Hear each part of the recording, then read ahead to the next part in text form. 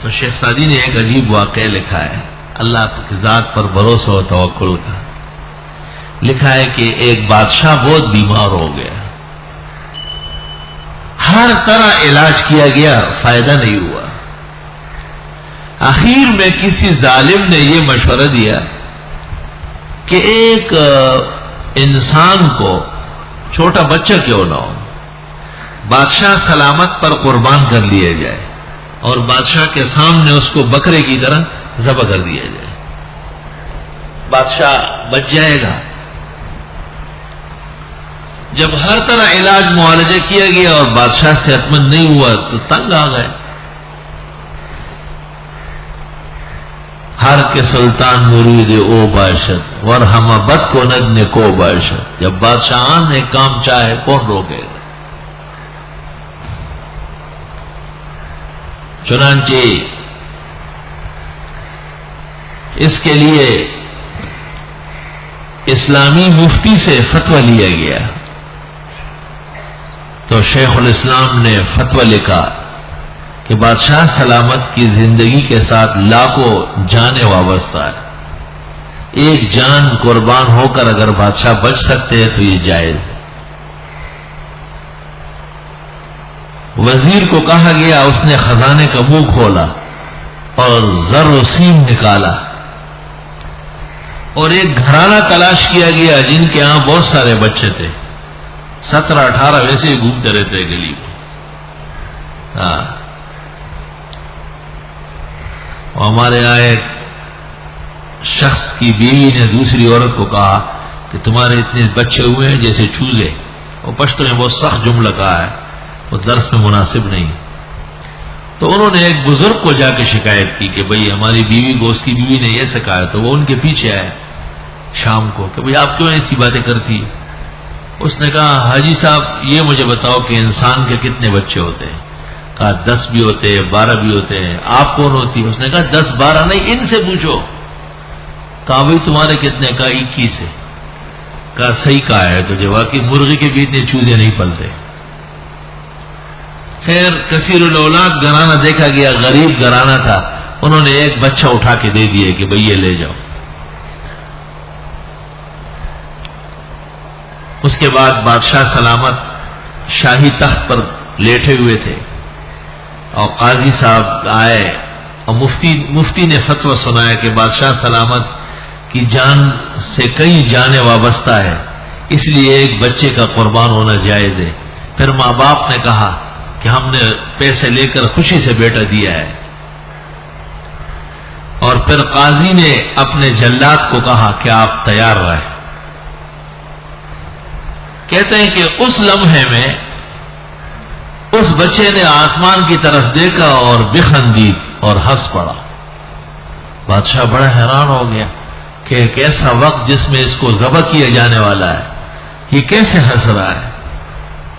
تو اس نے کہا دنیا کے اندر محبت کا سب سے بڑا سہارا ماں باپ ہے. وہ پیسے لے کر مجھے حلال کرنے پر راضی ہو گئے، اور جب ماں باپ مدد نہ کر سکے تو لوگ علماء سے کہتے ہیں. تو مفتی صاحب نے فتوی لکھ دیا ہے کہ یہ مارا جائے. جب وہاں بھی شنوائی نہ ہو تو پھر قاضی کی عدالت میں رجوع کیا جاتا ہے. قاضی خود جلاد لے کے آیا ہے. اور جب پورے ملک میں کوئی مدد نہ کر سکے تو بادشاہ سلامت کے پاس لوگ پہنچنے کی کوشش کرتے ہیں. تو بادشاہ خود میری جان کے در پہ ہے، اس کی زندگی اسی پر محمول ہے. تو میں اس لیے ہنس رہا ہوں کہ اے اللہ ایسے وقت میں بھی آپ بچا سکتے ہیں. اس بچے نے یہ گفتگو ایسے درد اور سوچ سے کہی کہ بادشاہ کا دل بھر آیا اور اس نے کہا بس مجھے موت منظور ہے لیکن اس بچے کو نہیں قتل کرنا، چھوڑو اسے. اللہ تعالیٰ کی ذات پر توکل اور بھروسے کی کیسی برکات ہے. شیخ سعدی علیہ الرحمت نے لکھا ہے کہ اسی ہفتے میں بادشاہ کی صحت بحال ہو گئی اور وہ بیماری جڑ سے ختم ہو گئی. اللہ لا الہ الا ہو وعلی اللہ فلیتوکل المؤمنون. ہر مسلمان کو توکل کی دولت اپنانا چاہیے. حدیث شریف میں ارشاد فرمائے ہیں کہ تم اللہ پر توکل کرو جیسے توکل چاہیے، اور پھر مثال دی کہ آپ پرندے کو نہیں دیکھتے ہیں، تغدو خماسا وتروح بطانا، صبح جب اڑتا ہے اس کا پوٹا خالی ہوتا ہے، کچھ بھی نہیں ہوتا ہے، اس کو کیا پتا ہے کہ آج میری کسی نے دعوت کی. جب شام کو وہ پرندہ گھونسلے میں آتا ہے اس کا پیٹ بھر چکا ہوتا ہے. اللہ اکبر. اللہ کی ذات پر بہت زبردست بھروسہ رکھے. اللہ لا الہ الا ہو، یہ نہیں کہہ رہا. اللہ لا الہ الا ہو وعلی اللہ فلیتوکل المؤمنون. دیکھ، ایک تو آپ ترجمہ کرتے ہیں کہ اللہ تعالیٰ ہی ہے، کوئی اور لائق عبادت نہیں ہے، بس اللہ تعالیٰ پر بھروسہ کرنا چاہیے مسلمانوں کو. دورہ تفسیر سن لو. دورہ تفسیر یہ ہے کہ جب آپ کا عقیدہ توحید کا ہے، اللہ لا الہ الا ہو، تو ہر کام میں توکل اللہ پر کر لو. دونوں حصے جڑ گئے، بالکل مربوط ہو گئے. توحید صرف اس کو نہیں کہتے ہیں کہ آپ اللہ کو وحدہ لا شریک مانتے، تمام امور حیات اور ممات میں بھروسہ ایک اللہ پر ہوگا، ایک اللہ بزرگ برتر پر آپ کا بھروسہ ہوگا. اللہ لا الہ الا ہو وعلی اللہ فلیتوکل المؤمنون. اللہ تعالیٰ پر بھروسہ کرنا چاہیے. اور توکل کی برکات بہت زیادہ ہے. احادیث سے پتہ چلتا ہے کہ اسباب ضعیف ہے، کمزور ہے، اور مسبب بہت قوی ہے. تو قوی کو لینا چاہیے، کمزور کو کائے کے لیے آپ لے رہے ہیں. دو چیزیں بک رہی ہے. آپ نے دیکھا یہ ایک بالکل چند روزہ ہے، آپ کہتے ہیں یہ نہیں چاہیے. دوسری 5 روپے مہنگی ہے لیکن آپ کا یہی چاہیے کہ پائیدار ہے.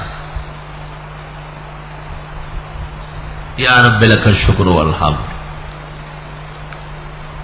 وہ شیخ سعدی علیہ الرحمت نے گلستان میں ایک واقعہ نقل کیا ہے توکل کا.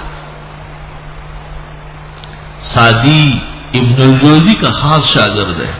ابن الجوزی 1200 کتابوں کا مصنف ہے. ابن تیمیہ نے لکھا ہے کہ 1000 کتابیں ابن الجوزی کی میں نے دیکھی. اور شہاب الدین سروردی رحمت اللہ علیہ سلسلہ سروردیہ کے بانی، یہ شیخ سعدی علیہ الرحمت کے براہ راست شیخ ہے. حکیم الامت مولانا اشرف علی صاحب کے اشرف الصوانی میں ہے کہ ہم جب چھوٹے تھے اور کتابیں پڑھتے تھے تو ہمیں یہ بات سمجھائی گئی تھی کہ شیخ سعدی اولیاء اللہ میں سے، شاعر نہیں ہے صرف فارسی کا، اللہ کے نیک اور کامل بندوں میں سے. نفحات الانس میں بھی جامی نے لکھا ہے